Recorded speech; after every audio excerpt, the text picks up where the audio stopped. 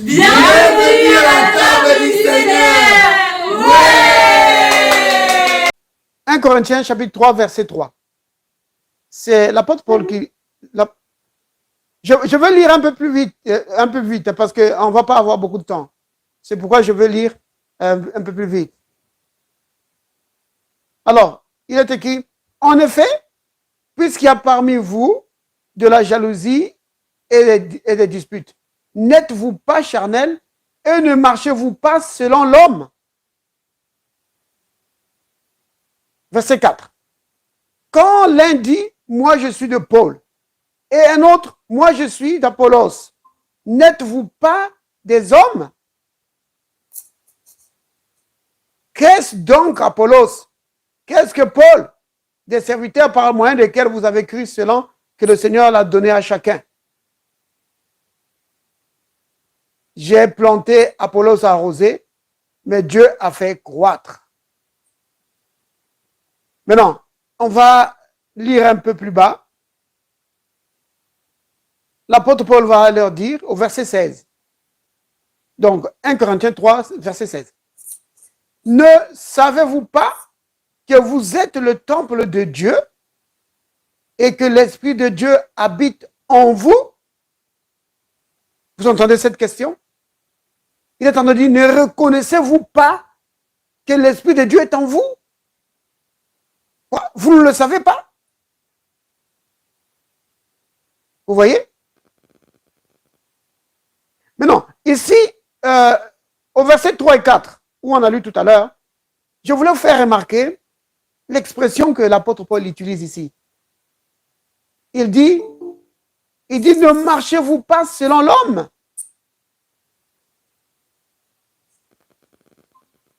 Il dit, ne marchez-vous pas selon l'homme. Il est en train de dire, ne marchez-vous pas comme des simples hommes, comme tous les humains. C'est ça en fait le sens de l'expression qu'il utilise. Il dit, ne reconnaissez-vous pas? Il y a quelqu'un qui est quelque part et ça rentre. Donc, il dit, ne reconnaissez-vous pas que l'Esprit de Dieu habite en vous?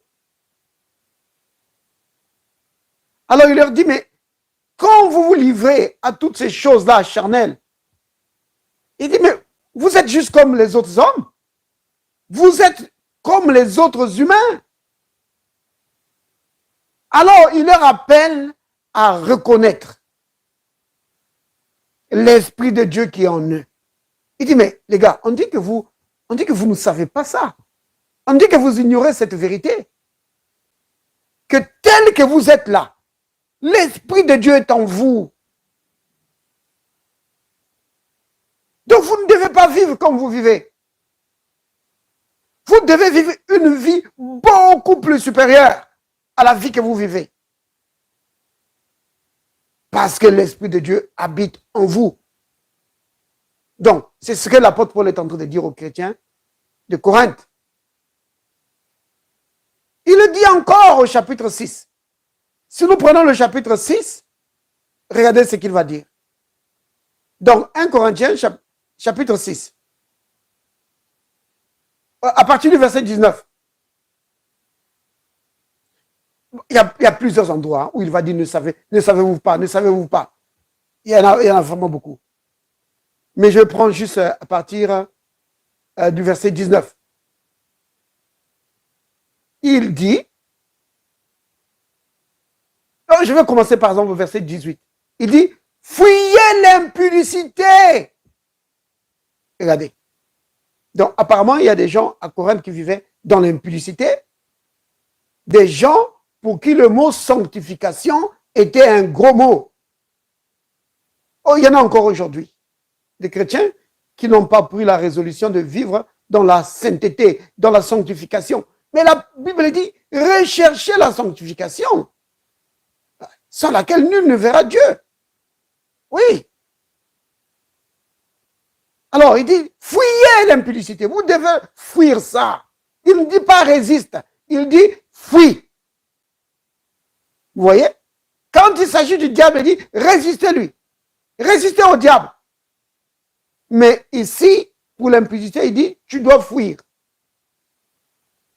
Tu dois fuir. Oui. Si quelqu'un t'approche là comme ça, fuis. Ne reste pas là. Quelque autre péché qu'un homme commette, ce péché est hors du corps. Mais celui qui se livre à l'impudicité pêche contre son propre corps. C'est-à-dire que tu ouvres la porte à Satan dans ta vie pour qu'il amène des maladies sur ton corps. Ne savez-vous pas, verset 19, ne savez-vous pas que votre corps est le temple du Saint-Esprit qui est en vous et que vous avez reçu de Dieu et que vous ne vous appartenez point à vous-même? Vous voyez ça? Il dit, est-ce que tu ne sais pas ça? Tu ne sais pas que ton corps est le temple du Saint-Esprit? Vous voyez, bien aimé? Donc, je veux juste parler ici pour vraiment ce court instant que nous avons. Je voulais juste parler de reconnaître le Saint-Esprit qui est dans ta vie. Tu dois reconnaître le Saint-Esprit. C'est vraiment capital pour chaque enfant de Dieu de reconnaître le Saint-Esprit dans ta vie. Maintenant, je sais qu'il y a beaucoup d'enfants de Dieu à qui on a dit, parce que certaines personnes, avec leur théorie, ils ont dit que non, tu peux être sauvé, mais peut-être que tu n'as pas le Saint-Esprit, parce que ceci ou cela. Il y a plein de théories comme ça. Mais bien aimé, si tu as vraiment donné ton cœur au Christ, si tu as vraiment reçu le Christ comme ton sauveur, alors sache que l'Esprit de Dieu habite en toi. Vous comprenez, n'est-ce pas? Il y a plusieurs passages pour appuyer ça. On peut prendre 1 Jean 5, verset 13. Là, l'apôtre Jean dit, « Je vous ai écrit ces choses afin que vous sachiez que vous avez la vie éternelle. » Maintenant, bien aimé, je pense que vous êtes au courant. J'ai souvent parlé de cela. Que partout où vous voyez vie éternelle, vous pouvez remplacer ça par le Saint-Esprit. Vie éternelle et Saint-Esprit, c'est la même chose. Pourquoi? Parce que c'est le Saint-Esprit qui communique la vie éternelle. Sans le Saint-Esprit, tu ne peux pas avoir la vie éternelle. Vous comprenez? Ce n'est pas possible.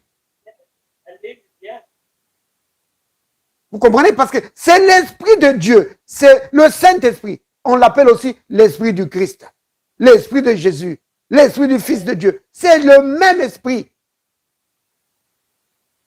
Dans 1 Corinthiens 15, au verset 45, la Bible dit que le dernier Adam, c'est-à-dire Jésus-Christ, il est devenu un esprit vivifiant, c'est-à-dire un esprit qui communique la vie, qui donne la vie éternelle.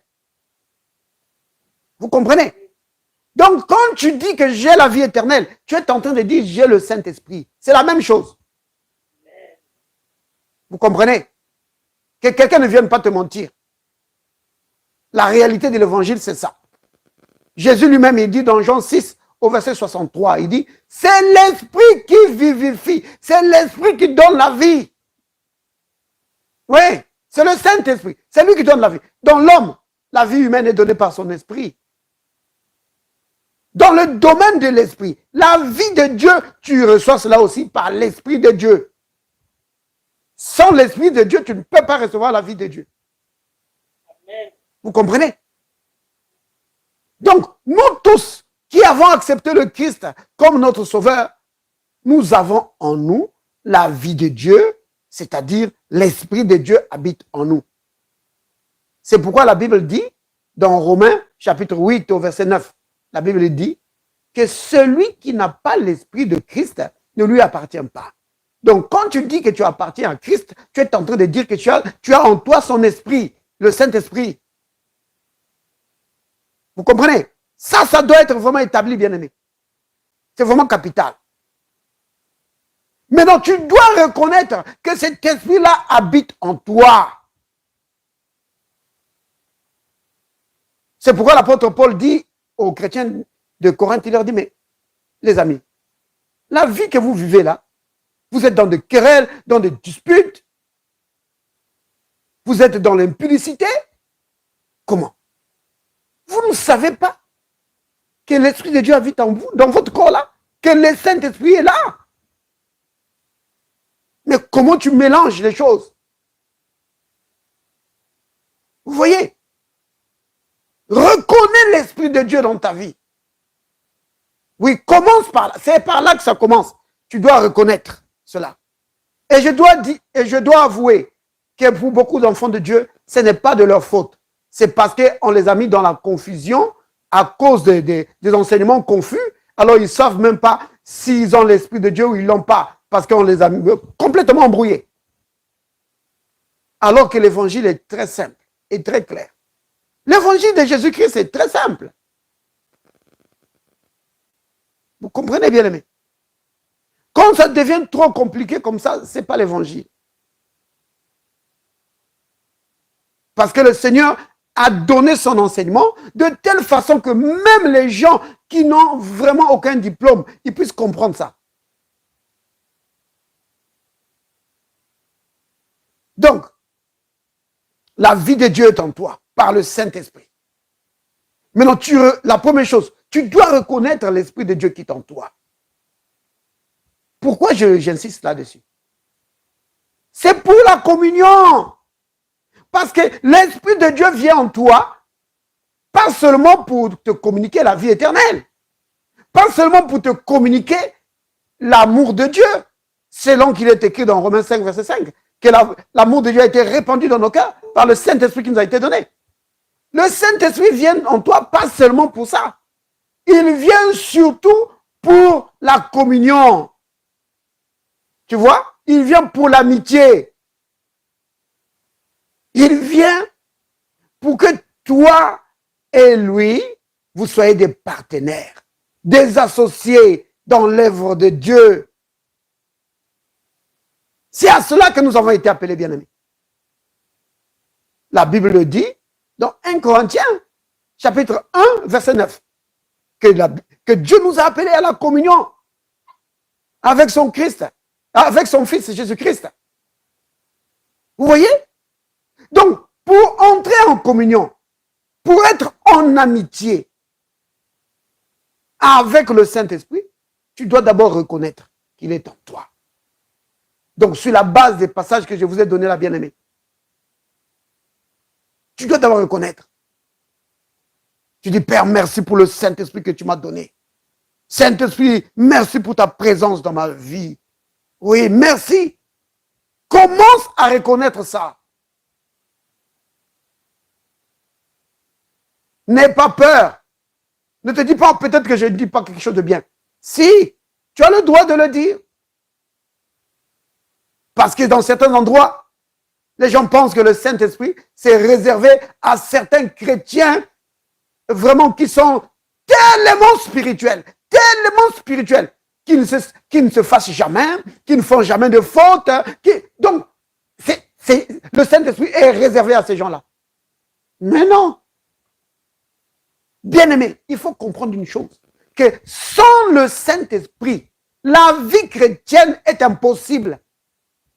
C'est impossible de vivre la vie chrétienne sans le Saint-Esprit. Vous comprenez? C'est lui qui t'aide. C'est lui qui amène la vie de Christ en toi. C'est lui qui amène le caractère de Christ en toi. C'est lui qui te fait triompher. Vous comprenez? La communion avec le Saint-Esprit, c'est capital. Vous comprenez, bien aimé? Donc, tu dois commencer à reconnaître le Saint-Esprit. Et maintenant, à commencer maintenant cette amitié, ce partage avec lui. Vous comprenez, bien aimé? Comme tu as été habitué à vivre sans lui, alors ça va te prendre du temps pour que ta communion avec le Saint-Esprit se développe. Ça prend du temps, même entre nous les humains. Quelqu'un que tu viens juste de rencontrer, pour que tu le connaisses, ça va prendre un certain temps. Mais plus vous passez du temps ensemble, plus vous causez ensemble, plus vous vous connaissez. Et plus la confiance s'établit. C'est comme ça. Et le Seigneur, lui, il aime la communion. Il nous invite à la communion.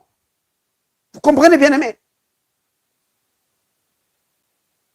Si tu vis dans la communion avec le Saint-Esprit, ta vie va être révolutionnée. Oui, ta vie va être révolutionnée. En réalité, bien-aimés, la raison pour laquelle les enfants de Dieu sont souvent dans l'échec dans plusieurs domaines de leur vie, c'est à cause du manque de communion avec le Saint-Esprit.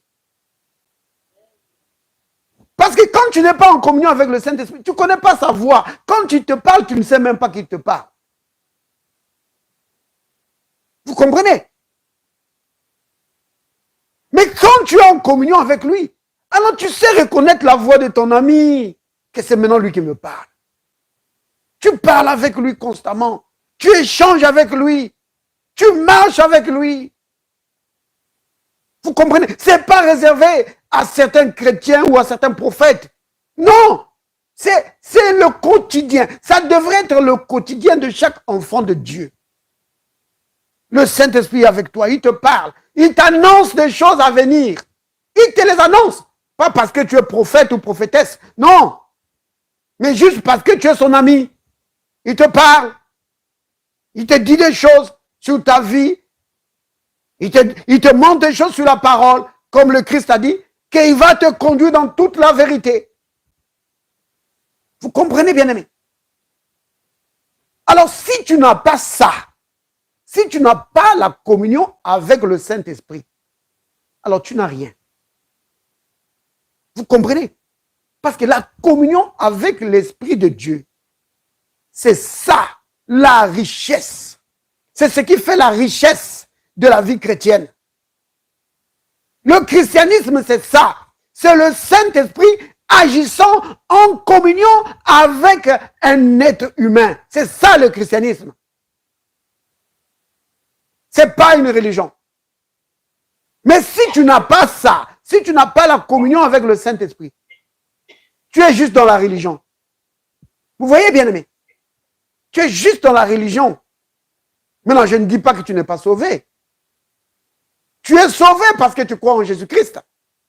Mais tu passes à côté de ton héritage. Parce que c'est ton héritage, c'est à toi. Vous comprenez, bien-aimé? C'est ton héritage, c'est à toi. Et Dieu attend que tu viennes, que tu sois dans la communion avec l'Esprit de Dieu. Alors là, tu vas voir, il va te conduire. Il va te guider. Il va te révéler la parole. Oui. Et dans le combat, il sera là pour te donner des directives afin que tu triomphes. Les directives, là, c'est la parole. Tu comprends? C'est-à-dire que quand tu médites la parole, tu vas voir que au milieu de la parole que tu es en train de méditer, le Saint-Esprit va faire ressortir une parole. Donc, un réma. Une parole qui va vraiment capter ton esprit. Et tu vas t'appuyer dessus et tu vas triompher. Mais c'est la communion. Parce que, bien aimé, souvenez-vous d'une chose. Le Saint-Esprit, il n'est pas capricieux. Que quand tu veux la communion, et lui, il te fuit. Non. C'est lui qui nous appelle à la communion. Vous comprenez? C'est lui qui nous appelle à la communion. Si tu veux la communion avec le Saint-Esprit, tu vas vivre dans la communion avec lui. Mais il faut prendre du temps pour ça. dans la méditation de la parole, dans la prière. Vous comprenez, bien aimé? C'est capital.